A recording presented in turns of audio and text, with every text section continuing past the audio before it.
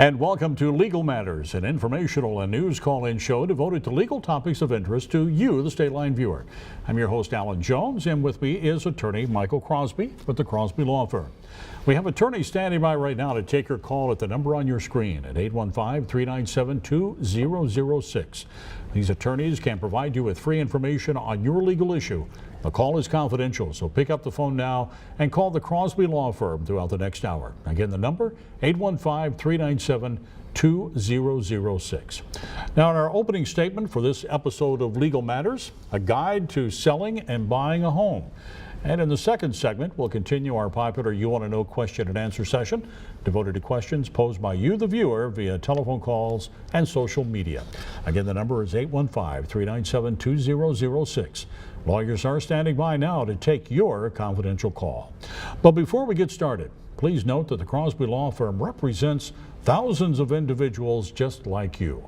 Just as our local hospitals handle a multitude of healthcare issues, the Crosby Law Firm can help you with a multitude of legal care issues as well. So pick up the phone. Call 815-397-2006. The Crosby Law Firm has a Center for Divorce and Family Law, an injury department which includes but isn't limited to auto and motorcycle accidents, as well as slip and fall, medical malpractice, workers' compensation, and Social Security disability matters. There's also a bankruptcy institute, an office for DUI, traffic, and criminal defense, an advanced care plan and probate center, and a division for real estate, business matters, and more. So again, feel free to call and discuss any of these practice areas with the attorneys standing by. That number again, 815-397-2006. Lawyers are standing by right now to take your call, and it is free, and it is confidential. So Michael, welcome to a new episode of Legal Matters. It's a pleasure to have you here.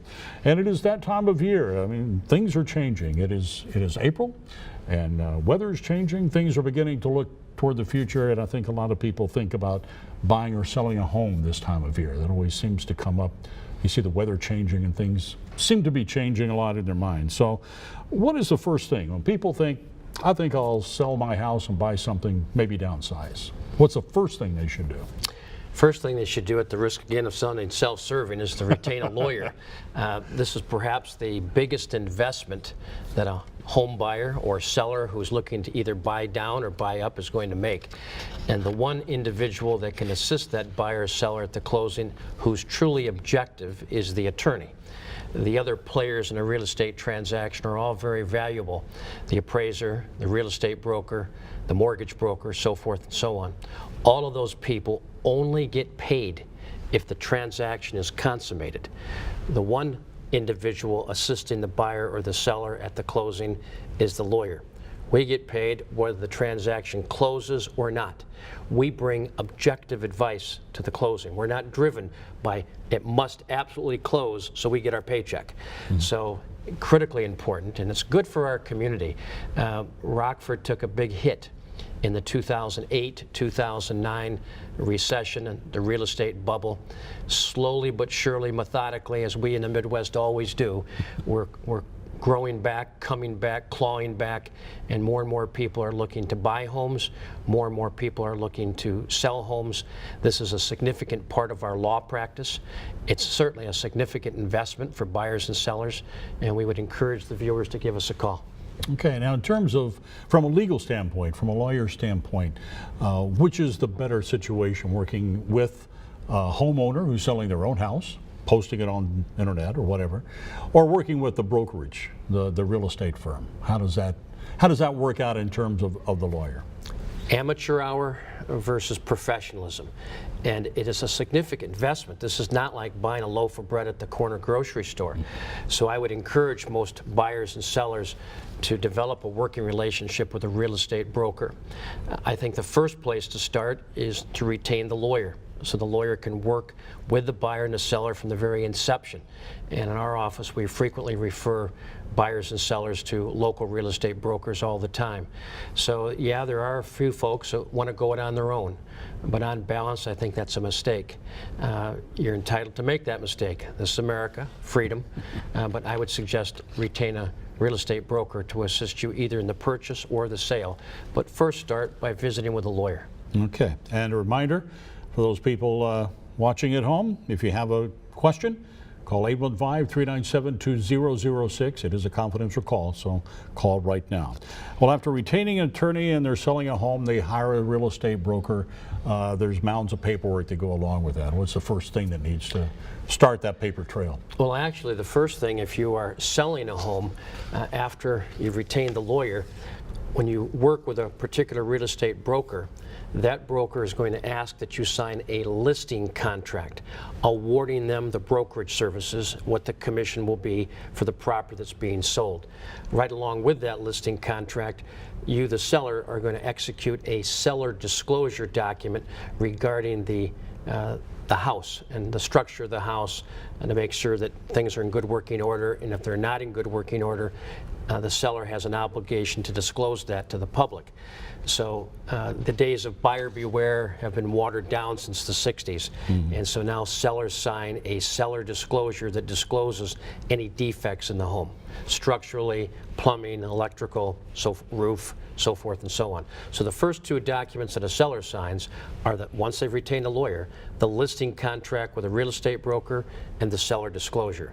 On the buyer's side, someone's buying a home, one of the first documents they're going to sign is a mortgage loan application.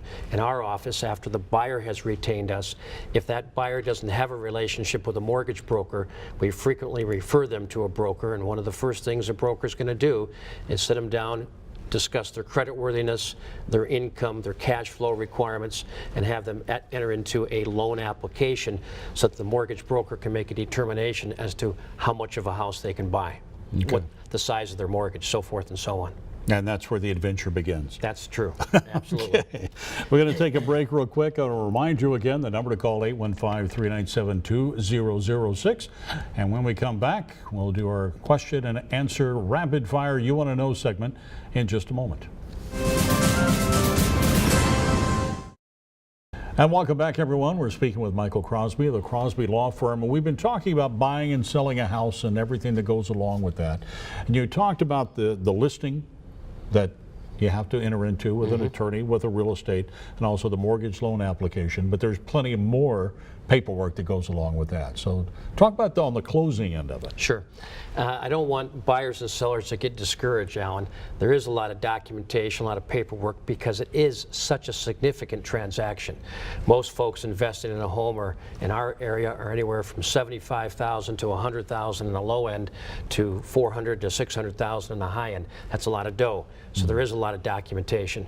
Once we get beyond the basic documents, the listing contract, the loan application, so forth, is the contract for purchase and sale that the seller and the buyer enter into that reflects the purchase price for the home, the conditions of purchasing subject to financing, subject to a home inspection, so forth and so on. Once we've gotten through the contract for purchase and sale, and as we move toward the closing, at the closing, the seller will convey to the buyer a deed, a warranty deed for the property. There will be a settlement statement that's signed, along with a mortgage and a note.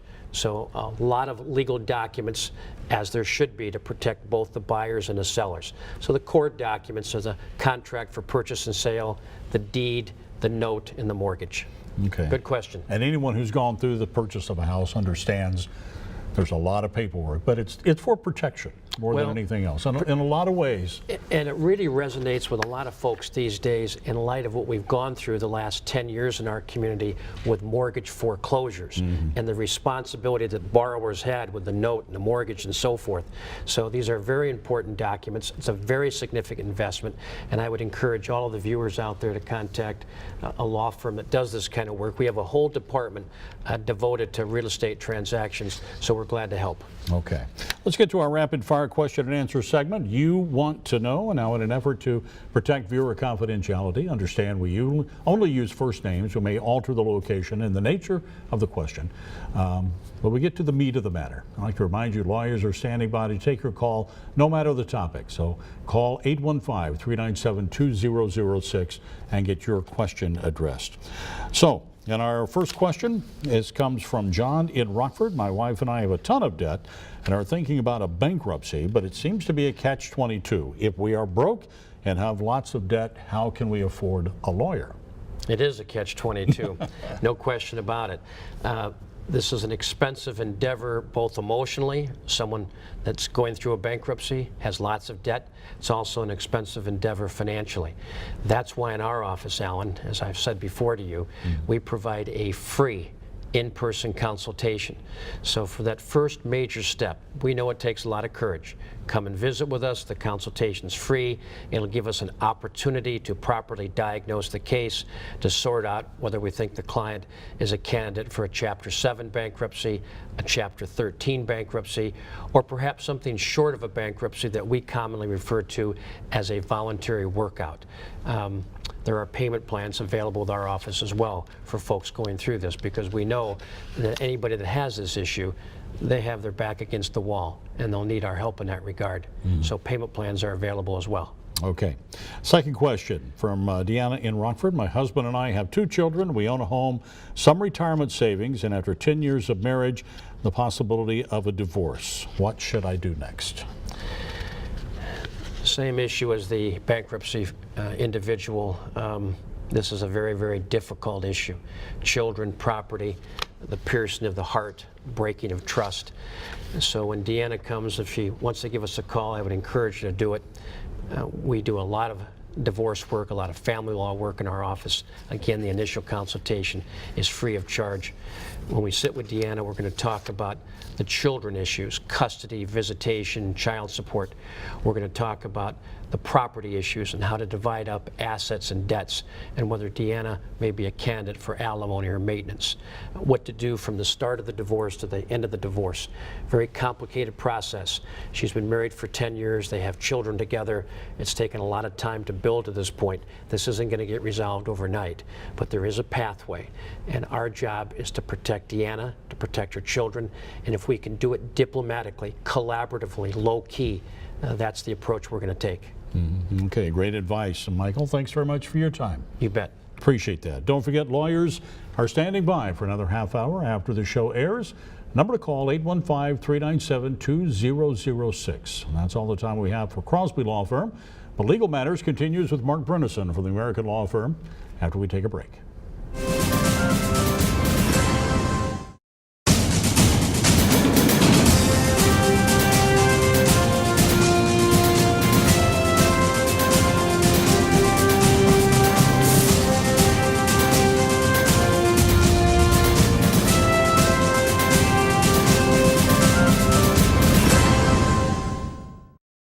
And welcome back, everyone, to Legal Matters. I'm your host, Alan Jones, and with me now is Mark Brennison, the managing attorney for the American Law Firm.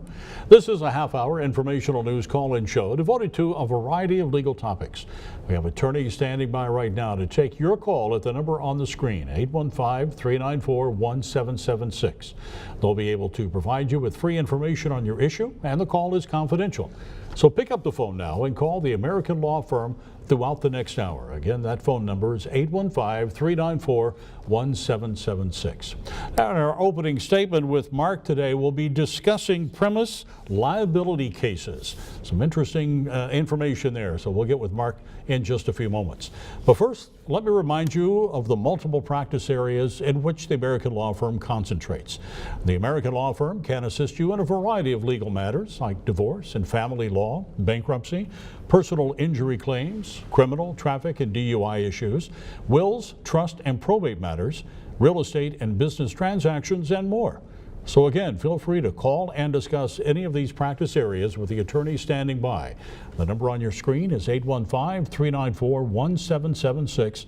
Lawyers are standing by now to take your call. Again, the call is confidential, so don't worry about that. So Mark, welcome to the program. Always a pleasure to see you. Good to see you too. Well, we're talking about premise liability cases, and I understand you've written a few books about lawyering and the different topics that go there, and also some very good trifold brochures here. This one is called Understanding Premises Liability Cases, and in it you have some good questions. So we're just going to go through these, and you can kind of explain them a little bit. And this, to hold the property owner liable. Well, first let's do a definition. A premise liability case, what is that? Okay, unlike an automobile accident case, premises liability means you're on somebody's property and something happens and you're hurt and you may want to sue them for damages. But like in any personal injury case, you have to prove three things. There was carelessness, that carelessness caused injury, and then you had damages because of the injury. So that's what we're talking about here in a premises liability case, but only it's on somebody's property. Okay, property. So to hold the property owner liable, you must prove their actions created a hazardous environment and that caused your accident. Yes. Which is fairly clear, it sounds to me. Yes. Well, you have to prove that. Well, let me. But it has to be one of the key things in a premises liability case is notice. Let's say if you're in a shopping center and you're shopping, and the person ahead of you, the customer in the produce section, goes by the grapes, and they brush a grape, and that grape falls on the floor, and then 10 seconds later you go right over that grape, step on it, slip and fall, and you're hurt. Break an arm. There's no liability in that case because the premises owner didn't have notice. Now, if that grape would have sat there for, let's say, 30 minutes, and you get the premises liability owner's policies and procedures that said they have to come around and do an inspection every 20 minutes, then you can say, and you have a videotape showing the grape sitting there for 30 minutes, then you can say if you would have followed your policies and procedures, you would have seen it. So you should have had notice if you would have followed your policies and procedures. So notice is the big key on the liability portion on any premises liability case. Okay. They knew about dangerous conditions and ignored it, which is different than knowing about it and, I guess, doing something about it later. Just didn't do anything at all. Right. Let's say, for instance, they have a defect in the floor that's hidden, and you can go back to the supermarket or the grocery store, or it could be a convenience store of some type, but they've had a defect in the floor that's hidden. You can't see it. And it could be right in back of, let's say, a display, and when you go around the corner, you have no chance of seeing it, and it may it may be a piece of flooring that's up 3 feet, or let's say sometimes you'll have a piece of pipe, and they know it's there. Other people have been hurt on that same piece of pipe in the last 6 months pretty badly, and they don't fix it. Well, they should have fixed it because they had noticed that people may hurt themselves, especially since people have hurt themselves before. So that's part of the notice requirement, and sometimes that's the easy case because if you can find the people that have been hurt before and that was 6 months ago that they were injured, you have a good case with respect to notice. Okay. They failed to properly warn the public about the unsafe situation, which I guess ties into that, what we just talked about. Well, here's another example. Let's say you're in a store and a customer dropped an egg on the floor or dropped a bottle of something and it broke. The employee for the store, like they should, it's reported, they're there within 2 or 3 minutes and they mop it up. And it's clean, but they forget to bring an orange cone, okay, to put where the wet, because you can't tell sometimes it's wet. And they go, oops, I forgot the orange cone, so they take the mop bucket and they go back to get the orange cone, and in between then and when they get back, somebody slips. Okay, in that case, the premises owner knew about the condition because they made it through their employee. That is good negligence. You have a good case in that case. But that's how you have to distinguish between the premises owner actually creating the dangerous condition, or a dangerous condition can, like the grape, can happen in the course of business, but did they react to it soon enough? And most people don't really get their arms around that. They'll come in and they'll meet with us and they'll say, I was injured. And you say, well, you're injured. That doesn't mean you have a case. How were you injured? You have to meet that element of notice before you can even go to causation. You know, you were injured and the damage is because of that injury. Okay. We'll do more, talk about this more with Mark Brunison. As a reminder, the number to call, 394-1776. We'll take a break and we'll be right back. And welcome back. I'm your host, Alan Jones. With me is attorney Mark Brennison with the American Law Firm. And you're watching Legal Matters, an informational and news call-in show devoted to a variety of legal topics. We have attorneys standing by now to take your call at the number on your screen at 815-394-1776.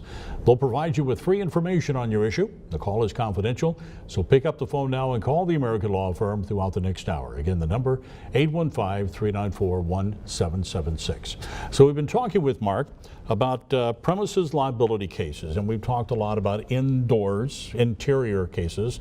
Talk about outside, or, ice or snow or whatever the case may be. How does that work when you're out of doors? Well, ice and snow, rain, that's an interesting rule. Illinois has a rule that some states do, some states don't. If snow is freshly falling, in other words, it falls from the sky and it's laying there and you haven't done anything to disturb it, and let's say you're a grocery store owner, convenience store owner, and somebody comes into your store and slips on freshly, naturally accumulated snow, there is no liability because it's a natural accumulation. Now, where does that change? The minute they shovel it and they take an affirmative duty to move it around, those mounds that they make are now man-made. Well, let's say the next day those mounds melt off and then they refreeze. Now that's an unnatural accumulation. Now, I think it's a little warped thinking, but that's the way it is. So that's what you have to look at. And the other part too is if they take an affirmative duty, the premises owner, storefront owner, to plow their lot, to clean off the sidewalk, they're still protected by the Snow Removal Act. There could be a local one, like here in Winnebago County or Cook County in Chicago, and there's also a state statute that says if you undertake to remove snow when it's falling, somebody can't sue you right then and there. So the premises owner in those cases is protected. So if it's a natural accumulation or they move it immediately, they can have governmental protection through the laws that says you can't sue them. But then you start to go down a day or two later, what's happening? What are they doing? They've taken affirmative steps to make safe. It's not snowing anymore. Now what do you do to protect them against a slip and fall in the parking lot? Now you're getting into where they can be held liable. So just like inside it's notice, it's not too hard to have notice when it's raining or snowing, but it's what you do afterwards, especially a few days afterwards, that's crucial. Covers that part. Yes. Okay. A successful premises liability claim, it can award you damages to cover your medical bills, past and future. So how far future are we looking at? Well, let's say, for instance, somebody falls, hits their head, and they have a closed head injury, and their cognitive skills go. They're actually brain damage where they can't go and perform the job they used to do because their ability, their thinking ability, cognitive ability may be reduced by 50%. Well, they may now need continued care for the rest of their life. They may need income for the rest of their life because they can't work. You can imagine if that was somebody 30 years old and they have 35, 40 years of working life left, there are tables that'll tell you how much life they have left, and then you can go look at what they were making and you can extrapolate that out through an economist. Huge damages, just not, don't even go to the medical bills that may be accumulated. Maybe they had a surgery because it was a subdural hematoma or whatever. Get out of the medical bills. You're talking about extravagant damages because of somebody's negligence. Okay. Lost wages, past and future, ties into that as well. Yes. A lot of people aren't hurt that bad, but they are hurt and they can't work. What we see is when you can't work, some places have short-term disability, others don't. Sometimes you can tap your personal days, your sick days, your vacation time, but let's say you only have 3 or 4 weeks of that, and then your injury keeps you from working for 6 months. People can lose houses in 6 months. They won't accept payments after 3, and they'll put you in a foreclosure proceeding in court between 4 and 6. And they don't really care if you were injured because of an accident. So an attorney can help maybe stall that off by getting some cash flow other ways. But as you can see, let's say you're going to heal up just perfect. But if it takes you 4, 5, 6 months to heal up and you don't have any income coming in, that's a world of hurt. I would think. Pain and suffering of both you and your family members, which you can see the person who's injured, but to cover family members too. Oh yeah. It's, well, pain and suffering, let's talk about that. When you're hurt, you're hurt. Sure. I mean, yeah. No question. No question. But where you really run into the issues on these cases is somebody, especially, let's say they're in their mid-40s or 50s or older, and they got some arthritis going on, and they hurt the part of the body where they're already got some degenerative conditions. And that injury, and it's in the medical literature, it accelerates it. It can take an asymptomatic arthritis, an arthritis that you don't know is there, and turn it into a symptomatic arthritis, because that trauma, it's like putting a match under it and all of a sudden poof, and it never goes away. You're under extreme pain for the rest of your life, and now you're on medicine, you're on treatment, different treatments to treat that for the rest of your life. Maybe you can't return to your job. Let's say here, for instance, you work at Chrysler in Belvedere, and you get into one of these accidents, and over there, those guys are really contorting their bodies, putting things in the car and making the car. Yeah. And they can't go back to it because they can't bend like they used to. And they pay some good hourly wages over there. So you can see it's significant. So pain and suffering can factor right into the job loss, because if it continues on and it's not going away, you can't continue to work. Plus, the other part of it is if you have to take narcotics to manage that pain, they may affect your ability to do the job, to be alert, etc. So there's a lot to it. Yeah, a lot of information and a lot of questions to ask. Yes. To deal with that. Okay, Mark, always a pleasure. Thanks so much for your time. And again, be sure and call 815-394-1776. Lawyers from the American law firm are standing by to take your call for the next half hour after the hour airing of this show. We'll be back with a closing statement when Legal Matters returns in a moment. Legal Matters has been brought to you by the Crosby Law Firm and American Law Firm. Well, let me close by encouraging you to pick up the telephone and call the attorneys standing by. And because of the high volume of calls, lawyers from the American Law Firm and the Crosby Law Firm will be taking calls for another half hour after the show ends. So if you do get a busy signal or you go to voicemail, keep trying or just leave a message, and either law firm will return your call the following business day. And for those viewers who may not need the assistance of an attorney just yet, please visit the Crosby Law Firm or the American Law Firm websites with any suggestions you may have regarding subjects of interest to you, and to view all past episodes of Legal Matters. You can also find them both on Facebook and Twitter. Thanks for watching Legal Matters. We hope you found it informative.